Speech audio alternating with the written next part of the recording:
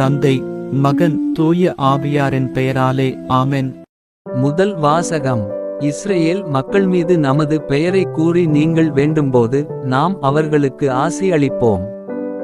எண்ணிக்கை நூலிலிருந்து வாசகம். அதிகாரம் 6, இறை வார்த்தை 22 முதல் 27 முடிய.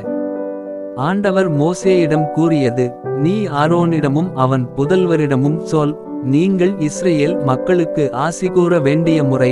ஆண்டவர் உனக்கு ஆசி வழங்கி உன்னை காப்பாராக. ஆண்டவர் தம் திருமுகத்தை உன்மேல் ஒளிரச் செய்து உன்மீது அருள் பொழிவாராக. ஆண்டவர் தம் திருமுகத்தை உன் பக்கம் திருப்பி உனக்கு அமைதி அருள்வாராக. இவ்வாறே அவர்கள் என் பெயரை இஸ்ரேல் மக்களிடையே நிலைநாட்டுவர். நானும் அவர்களுக்கு ஆசி வழங்குவேன். இது ஆண்டவரின் அருள்வாக்கு. பதிலுரை பாடல். பல்லவி. கடவுளே, எம்மீது இறங்கி எமக்கு ஆசி வழங்குவீராக. கடவுளே, எம்மீது இறங்கி எமக்கு ஆசி வழங்குவீராக. உம் திருமுக ஒளியை எம்மீது வீசுவீராக.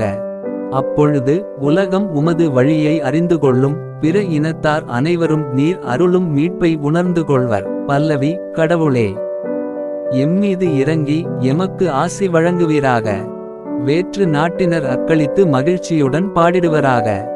ஏனெனில் நீர் மக்களினங்களை நேர்மையுடன் ஆளுகின்றீர், உலகின் நாடுகளை வழிநடத்துகின்றீர். பல்லவி. கடவுளே, எம்மீது இறங்கி எமக்கு ஆசி வழங்குவீராக. கடவுளே, மக்களினத்தார் உம்மை புகழ்வார்களாக. மக்கள் எல்லாரும் உம்மை போற்றுவார்களாக. கடவுள் நமக்கு ஆசி வழங்குவாராக. உலகின் கடையெல்லை வரை வாழ்வோர் அவருக்கு அஞ்சுவராக. பல்லவி. கடவுளே, எம்மீது இறங்கி எமக்கு ஆசி வழங்குவீராக. இரண்டாம் வாசகம்.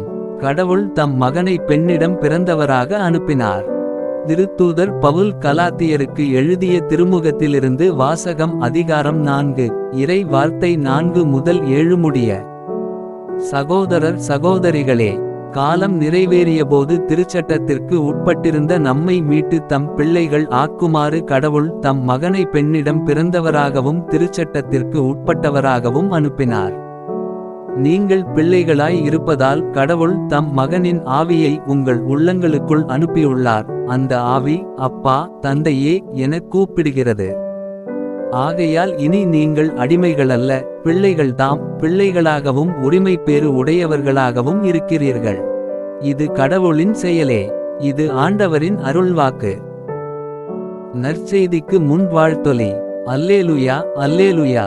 பலமுறை பலவகைகளில் முற்காலத்தில் இறைவாக்கினர் வழியாக நம் மூதாதையரிடம் பேசிய கடவுள் இவ்விறுதி நாள்களில் தம் மகன் வழியாக நம்மிடம் பேசியுள்ளார். அல்லேலுயா. நற்செய்தி வாசகம்.